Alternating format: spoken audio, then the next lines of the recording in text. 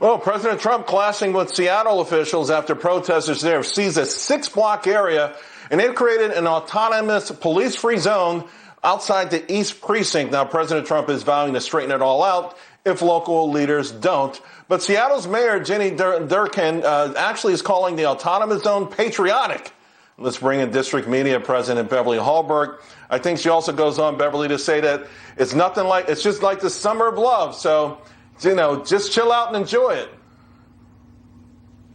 Yeah, they say that this is going to be great, that this is a communal area and everything is so peaceful. Yet it took a mob to force out police from a precinct and to secure these 6 blocks. I'm glad that there's at least a Seattle police chief who has come out and said that in this area they are getting calls from people who live there, people who work there, talking about how fearful they are, and also saying that rapes and robberies are taking place. Yet the police, if they can get to the victims at all, there's a huge time delay. So while our elected officials, local officials in Washington want to pretend that this is great and they're succumbing to the woke mob, the reality is that people on the ground are the ones who are really harmed.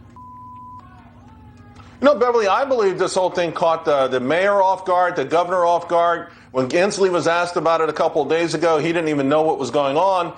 And now I think they're overcompensating, the summer love junk. It's just, I think they're too embarrassed to say we blew it and now we've got to go fix this.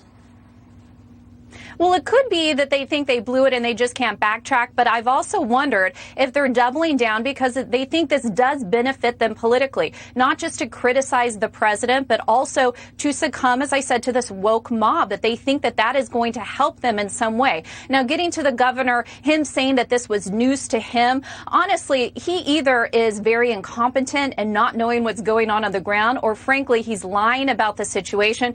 Either outcome is poor, but the reality is they're getting a lot of cover from even the mainstream media, who is still covering this as peaceful protest. They didn't cover it much the first 2 days, but they're turning their attention to it and saying it's peaceful. But as we know, there's no peace within this. Beverly, they might be getting a lot of cover from outside the mainstream media and politicians, but inside, alerts are coming out. Let me just share one with you. Alert number 2. The homeless people we invited took away all the food at the Capitol Hill Autonomous Zone. We need more food to keep the area operational. Please, if possible, bring vegan meat substitutes, fruit, oats, soy products, etc. Anything to help us eat. So they may try to paint a pretty picture of the summer of love outside, but inside it looks like a lot of turmoil. It's a parody. You can't make this stuff up. They're asking for sunglasses. They're asking for food. The reality is that free is never free. This is a socialist environment that they want to lift up as being the answer to oppressive capitalism. But what we find is that they need help. They're asking for people to bring in food. They even asked for the firemen to come in when there was a fire in a dumpster. That's law enforcement. Yeah. All right, Beverly, have a great weekend.